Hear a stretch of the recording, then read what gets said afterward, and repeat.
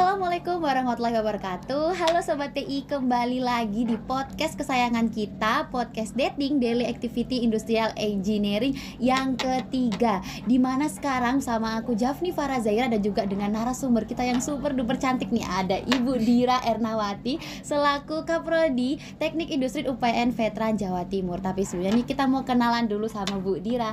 Assalamualaikum Bu Dira, apa kabarnya Bu Dira? Waalaikumsalam. Alhamdulillah sehat siang ini dan semoga seperti itu selamanya. Amin. Nih Bu Dira nih, sebelum kita mulai podcast kita, mungkin Bu Dira bisa perkenalan dulu nih ke para penonton yang ada di rumah nih. Ya, baik.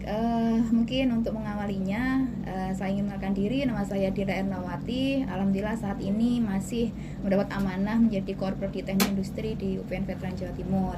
Dan siapa sih yang nggak kenal dengan Bu Dira? Kalau anak-anak saya pasti tahu lah Bu Dira itu siapa. Itu aja mungkin. Mungkin Bu Dira ada nih Bu panggilan akrab ke anak-anak TI. Biasanya manggil saya Ibun ya, manggil Ibun ya. Karena sering post status gitu ya. Jadi kadang saya nyebut diri saya sendiri tuh Ibun atau Bunda. Jadi anak-anak tuh manggilnya Bunda gitu. Bunda Dira gitu ya Bu. Dira, gitu. Saking akrabnya sama anak TI ya Bu ya. Insya Allah seperti itu. Nah tadi tuh ya kamu sebutin nih kalau Bu Dira ini selaku Kaprodi, tapi di podcast kali ini kita undang Bu Dira juga sebagai alumni Teknik Industri UPN Veteran Jawa Timur ya Bu ya.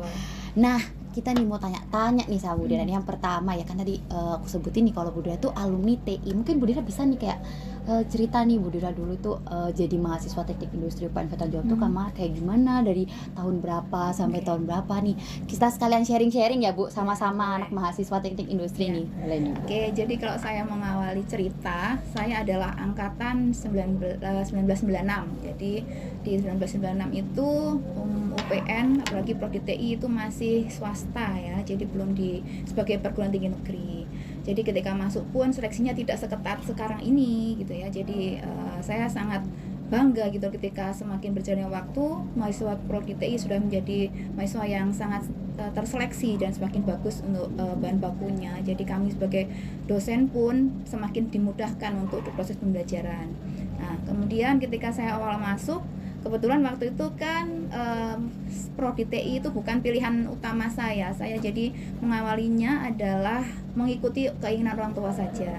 Jadi mengikuti keinginan orang tua, kemudian dijalani, ternyata makin hari makin cinta dengan Prodi TI. Jadi S1, S2 sampai S3 pun saya tetap bertahan di teknik industri seperti itu. Jadi ya itulah, jadi ketika saya mengenalkan mahasiswa juga gitu, di maba saya sampaikan awali semua dengan cinta, insya Allah akhirnya juga pasti akan baik ke depannya seperti itu.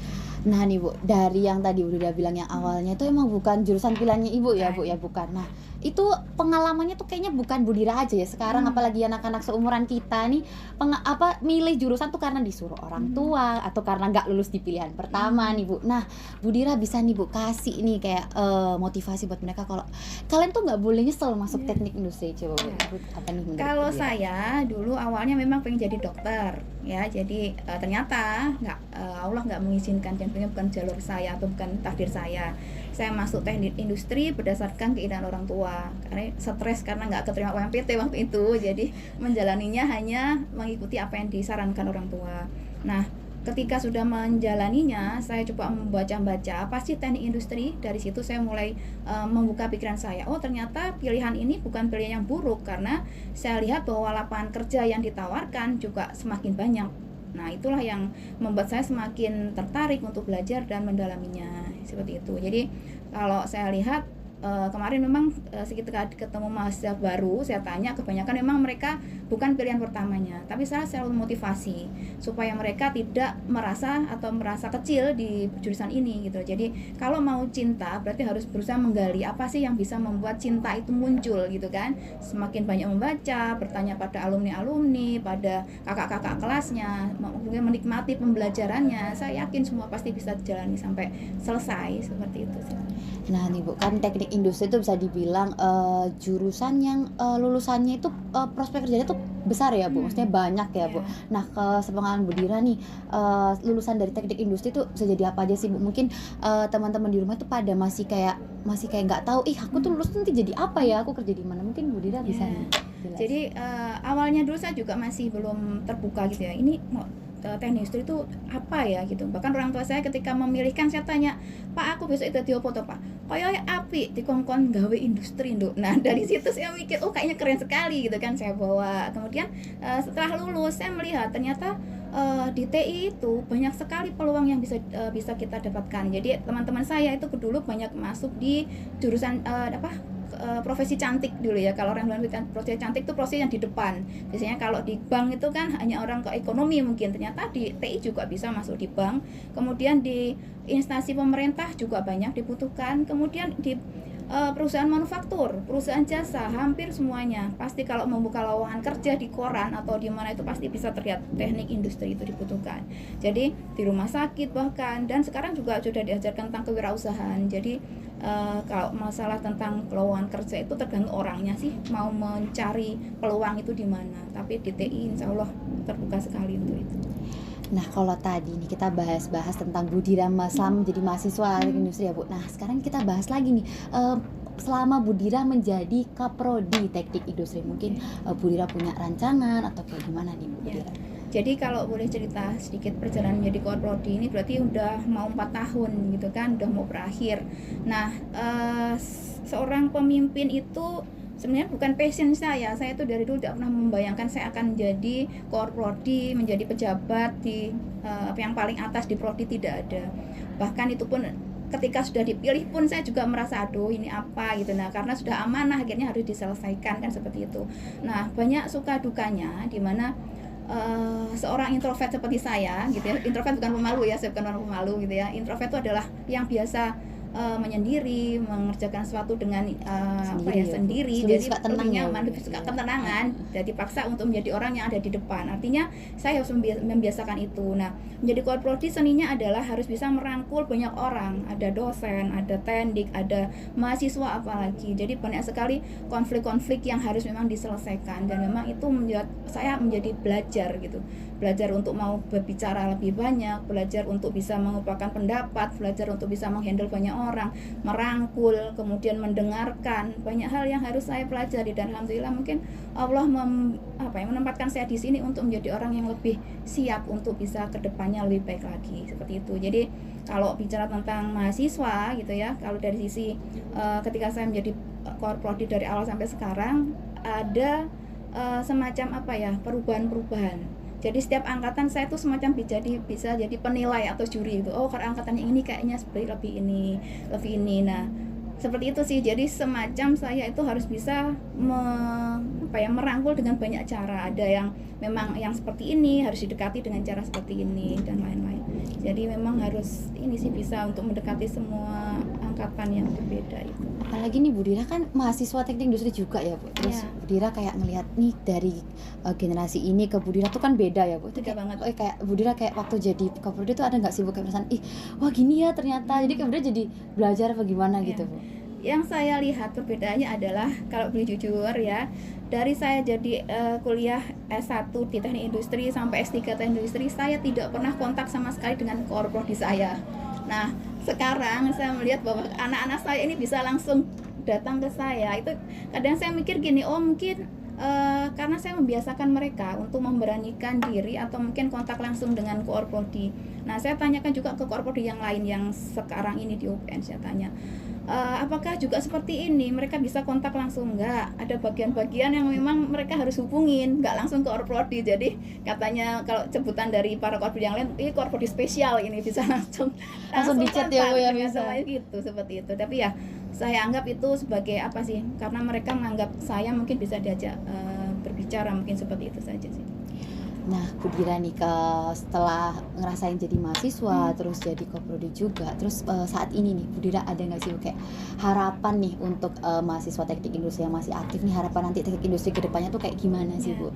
Jadi mungkin sambil menyampaikan pesan gitu ya, hasil dari Open Talk kemarin, saya melihat ada perubahan yang memang harus dibenahi supaya kedepannya semakin baik. Nah, kita mengalami banyak masa yang membuat kita harus belajar, yaitu masa pandemi kemarin. Jadi kalau sebelumnya mahasiswa itu seperti apa, kemudian karena kena pandemi dan sekarang harus kembali ke kondisi normal lagi, ternyata itu ada effort yang harus mereka lakukan gitu, banyak effort yang harus mereka segera bisa benahi, yaitu mahasiswa sekarang ternyata mungkin karena kaget ya kondisi yang pandemi, kemudian dia harus balik kembali lagi. Kemarin saya mendengar ada banyak yang kayak mengeluh stres, merasa tertekan. Nah, saya juga sempat kaget itu loh, kok sampai seperti ini. Berarti harapan ke depan saya ya harusnya generasi-generasi yang sekarang ini yang katanya sebagai generasi strawberry ya. Nah, itu jangan terlalu larut dengan kondisi si stroberinya ini atau cap yang ditempelkannya, karena untuk menjadi orang yang tangguh itu tidak bisa dari satu masa, jadi semuanya harus bisa sebagai generasi yang tangguh.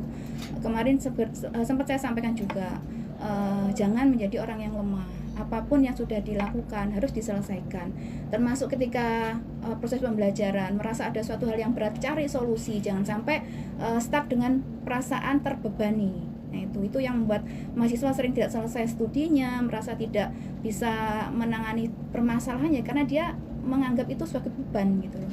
Dan itu pasti akan jadi berkelanjutan dan merusak ya mental.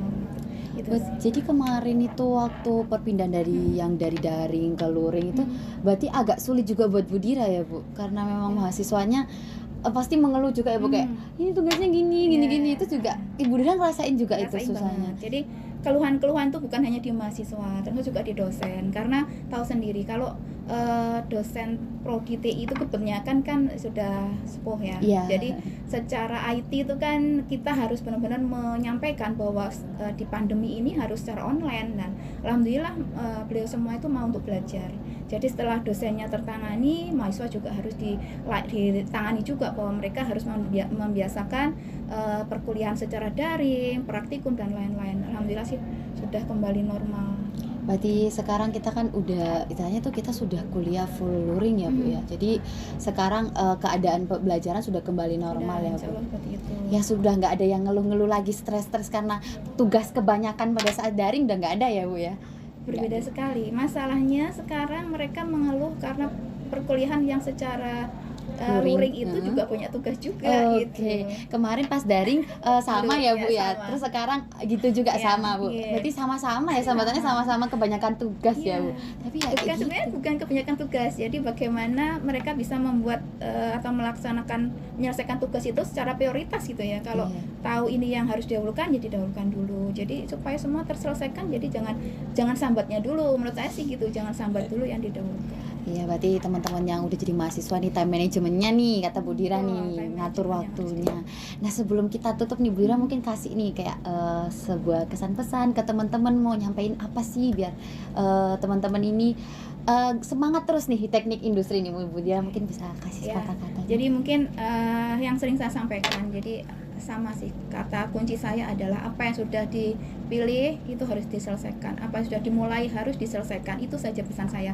Jadi tidak ada orang yang tidak sukses kalau tidak mengalami kesulitan-kesulitan. Tidak ada semua yang mulus berjalan, semua harus ada prosesnya, dan itu harus dilakukan, ditekuni. Apa yang sulit dicari solusinya.